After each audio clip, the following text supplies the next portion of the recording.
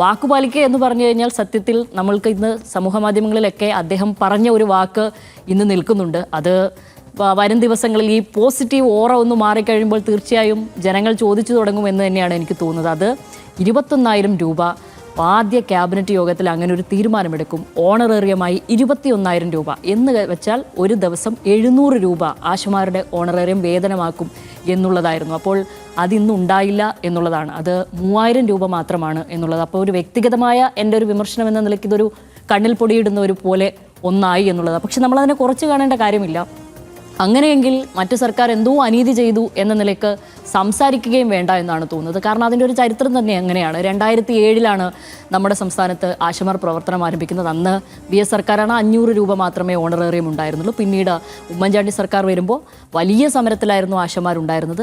അതിൻ്റെ ഭാഗമായി 500 രൂപ പിന്നീട് വർദ്ധിപ്പിക്കുകയാണ് ഉണ്ടായത്. ആ 500-ൽ നിന്നാണ് ആദ്യ പിണറായി സർക്കാർ വരുമ്പോൾ ഇന്ന് ഒരു KK ശൈലജ ടീച്ചർ ഒരു പോസ്റ്റൊക്കെ ഇട്ടിരുന്നു. അത് ഔദ്യോഗികമായിട്ടുള്ളതായിരുന്നു. അത് 2019 ജൂലൈ 8 അന്ന് അവരിട്ടിരിക്കുന്നത് 4,500 രൂപയായി ഈ സർക്കാർ ഇവരുടെ ഓണറേറിയം വർദ്ധിപ്പിച്ചു എന്നുള്ളതാണ്. മറ്റ് ഇൻസെൻറ്റീവ് അടക്കം അവർക്ക് ഒരു മാസം 8,500-ഓളം രൂപ ലഭിക്കും എന്നുള്ളതായിരുന്നു. അതിൻ്റെ കണക്കുകളൊക്കെ അന്ന് ശൈലജ ടീച്ചർ വിശദീകരിച്ചിട്ടുണ്ടായിരുന്നു. അപ്പോൾ 4,500 മാത്രമല്ല, പിന്നെ രണ്ടാം പിണറായി സർക്കാർ വരുന്ന സമയത്ത് മുഴുവനായും 7,000 രൂപയാണ് വർദ്ധിപ്പിച്ചത്. അങ്ങനെയാണ് 9,000 രൂപ എന്നുള്ളത്. അതായത് 2 കാലയളവിനടുക്ക് 7,000 രൂപ ഇവരുടെ ഓണറേറിയം വർധനവായി വന്നിട്ടുണ്ട് എന്നുള്ളതാണ്. അതിനുശേഷമാണ് ഇവർ 21,000 രൂപയാക്കും എന്നുള്ളത് അവരുടെ സമരപ്പന്തലിൽ പോലും പോയി പറഞ്ഞ് അങ്ങനെ ഒരു വാഗ്ദാനം നൽകുന്നത്. എല്ലാവരും ഉറ്റുനോക്കിയത് തന്നെയായിരുന്നു 21,000 രൂപ ആക്കുമോ എന്നുള്ളത്. അപ്പോൾ സത്യത്തിൽ നമ്മൾ അതിൻ്റെ ഒരു പ്രായോഗിക വശം കൂടെ പരിശോധിക്കണമായിരുന്നു. കാരണം നേരത്തെ തന്നെ അദ്ദേഹം വാഹന മോഡിഫിക്കേഷൻ്റെ കാര്യമൊക്കെ പറയുന്നത് ഉണ്ടായിരുന്നു. അതിലൊക്കെ ഒരു പ്രായോഗിക പ്രശ്നങ്ങളുണ്ട്. അത് മറച്ചു വെച്ചുകൊണ്ടാണ് അദ്ദേഹം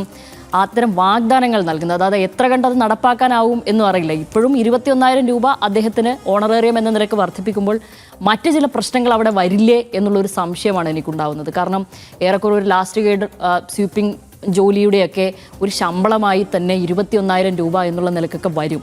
ആ ഘട്ടം വരുമ്പോൾ തീർച്ചയായും ഇവിടെയുള്ള പല പാരാമെഡിക്കൽ കോഴ്സുകൾ പഠിച്ച ഉദ്യോഗാർത്ഥികളൊക്കെ ഉണ്ട്. അവരൊക്കെ ഒരു പൊതുതാൽപര്യ ഹർജി എന്ന നിലക്കോ അല്ലാതെയോ ഒരു പ്രതിഷേധവുമായി മുന്നോട്ട് വന്നു കഴിഞ്ഞാൽ ഇതൊരു സ്കീം വർക്ക് എന്ന നിലയിൽ നിന്നും മാറി ഒരു സ്കിൽഡ് വർക്കറിൻ്റെ പരിധിയിലേക്കൊക്കെ വരുമ്പോൾ ഇത് സാധാരണഗതിയിൽ ഇതിനിപ്പോൾ നിയമനത്തിനൊരു യോഗ്യതയൊന്നും നിലവിലില്ല. ഇതിപ്പോൾ ഒരു വാർഡിൽ ഒരു ആശാ വർക്കർ എന്ന നിലയിൽ അവിടുത്തെ ഒരു മെമ്പർ ഇന്നയാളെ പരിഗണിക്കുന്നു, അവർ വരുന്നു, ജോലിയെടുക്കുന്നു എന്നത് മാത്രമാണല്ലോ ഉള്ളത്. അതിൽ തന്നെ അവർക്ക് നിഷ്കർഷിച്ചിരിക്കുന്ന ചില കാര്യങ്ങളുണ്ട്. അത് പ്രേക്ഷകർക്കൊക്കെ അറിയുമായിരിക്കും എല്ലാ ആശാ വർക്കർമാരും എന്താണ് ചെയ്യുന്നതുള്ളത്. അപ്പോൾ അത്തരം കാര്യങ്ങൾ കൂടി അവിടെ ഉണ്ടാകും. അങ്ങനെയെങ്കിൽ നിയമനത്തിന് മാനദണ്ഡങ്ങൾ വരും, അതിന് മറ്റ് ചില യോഗ്യതകളൊക്കെ വേണ്ടി വരുന്ന ഒരു ഘട്ടം വരും. അപ്പോൾ ഇങ്ങനെയുള്ള കാര്യങ്ങളൊക്കെ ഇതിൽ അന്തർലീനമായിട്ടുണ്ട്. അതൊക്കെ മുന്നിൽ നിൽക്കുമ്പോൾ തന്നെ അദ്ദേഹം ഇത് ആവർത്തിക്കുന്നതിൻ്റെ പിന്നിലെ പ്രായോഗികത ഓർക്കുന്നില്ലേ എന്നുള്ളതാണ്. സത്യത്തിൽ ധനവകുപ്പ് കൂടി അദ്ദേഹം കൈകാര്യം ചെയ്യുന്നത് കൊണ്ട് തന്നെ ഇത്തരം പ്രായോഗികതകളും ഇത്തരം പ്രശ്നങ്ങളും അദ്ദേഹം മുന്നിൽ കാണുന്നില്ലേ